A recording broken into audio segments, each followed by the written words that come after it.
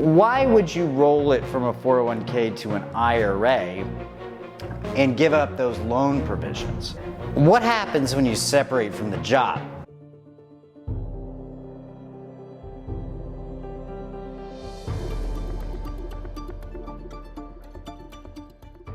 Hey, this is Nathan. Welcome back to Independence Money. Today's topic is a good one. It's what to do with your 401k if you separate from your employer. So, a 401k is an employer-sponsored retirement plan, and pretty much all the time you have the ability to contribute personally, and it's a lot of money that you can put in, and there's more money if you're over 50 called catch-up provisions, and almost all the time an employer matches that. So it's totally free money.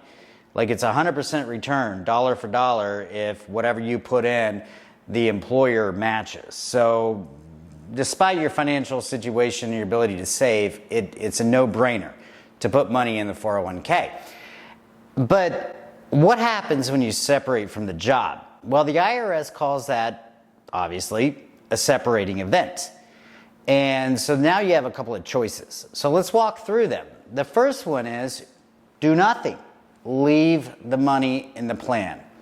Most employers are not going to kick you out of the 401k unless your balance is really small, like under $5,000, and then they might force you to, take your money out. But most employers will let you leave the money in the plan because it's held by a custodian such as Charles Schwab or Fidelity or Vanguard, numerous other custodians, and so that's obviously an option. There are some benefits to that, because if there's certain hardship rules that allow for the waiver of a 10% penalty tax if you're under 59 and a half.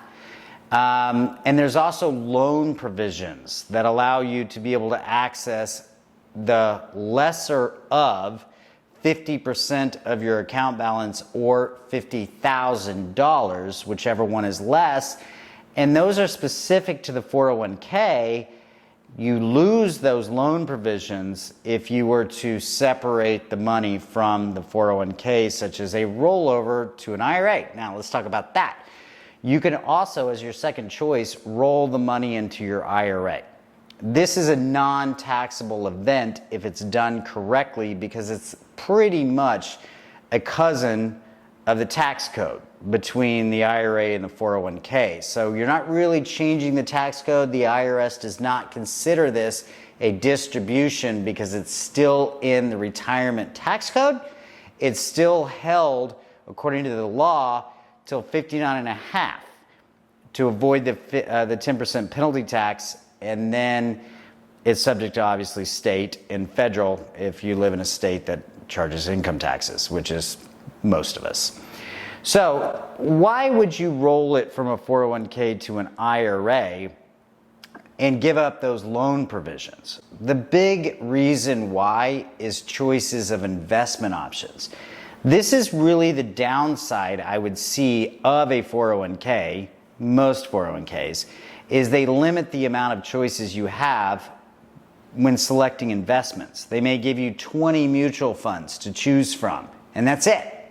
Where an IRA, you might have 10,000 choices to choose from in a traditional investment account, again, such as Charles Schwab or Fidelity, but then you also have the self-directed IRA, which is a specialized custodian that allows you to buy things like real estate or precious metals. So as a financial advisor, I have to give you the disclosure that the Department of Justice has certain disclosure things that you have to be aware of, and this is not advice, this is education. But generally speaking, if we clear all these disclosures and you're a client of mine, the main reason I would recommend moving from a 401k to an IRA is investment options. That's the second choice. The third choice is to take the money in cash. This is not something I like to see, especially if you're 59 and a half, because it triggers a distribution, which is different than a rollover. It triggers a distribution, which triggers state taxes, federal taxes, and then if you're under 59 and a half, an additional 10% premature early withdrawal penalty. So you're really fractionating your money that you get, and generally speaking, it's not a great idea.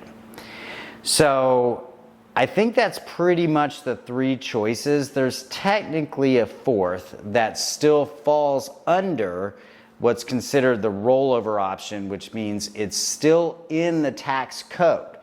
It's still in the retirement sector, and it's not subject to 10% penalty tax, and that is if you roll it from a 401k to a Roth IRA. The advantage here is you don't have to pay taxes on Roth IRA distributions above 59.5. No state, no federal, no penalty tax. And so your money gets to grow tax deferred, technically speaking, but then distributions are tax free. As a certified tax specialist, I always like the idea of tax diversification. But at the time of the rollover from the 401k to the Roth IRA, it will trigger state and federal taxes, but not the 10% penalty if you're under 59.5. I always like to use English when I'm talking to people about investments. I think the difference between a traditional IRA 401k or a Roth IRA 401k in English is, do you want to pay taxes on the seed or do you want to pay taxes on the harvest? Meaning, you can take a deduction for buying the seed of the crop, right? Like whatever you're planting, corn, wheat, an oak tree. But then as that compounds for 30 years, then you have to pay the money to the tax man. Versus you don't take the deduction on the seed and you pay a little bit more taxes now, but then it compounds for 30 years and you no longer have to pay any taxes. The last little rule you need to know about, again, speaking of the traditional tax-deferred 401k and IRA, is there's what's called a required minimum distribution. Pretty obvious. Most of the time in the tax code it's kind of confusing, but in this case it's pretty straightforward. It's required. There's a minimum amount that you must distribute, and the reason why is because the IRS is like, hey, look, you've deferred money for all these decades. We're kind of tired of waiting. We want some tax revenue. So they force you to take out a set schedule of money starting at age 73 from the tax deferred standpoint. Again, flipping the coin over to the other side, on the Roth side, Roth 401ks and Roth IRAs, there are no required minimum distributions because, as I previously stated, it's a tax-free distribution, so the IRS isn't kind of jonesing for the money, if you will.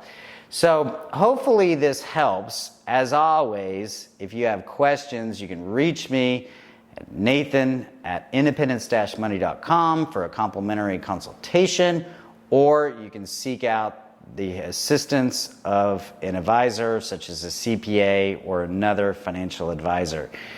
All right, until then, thanks for your thoughts, comments, and your likes. I will see you back in cold Colorado in a week or so. Take care.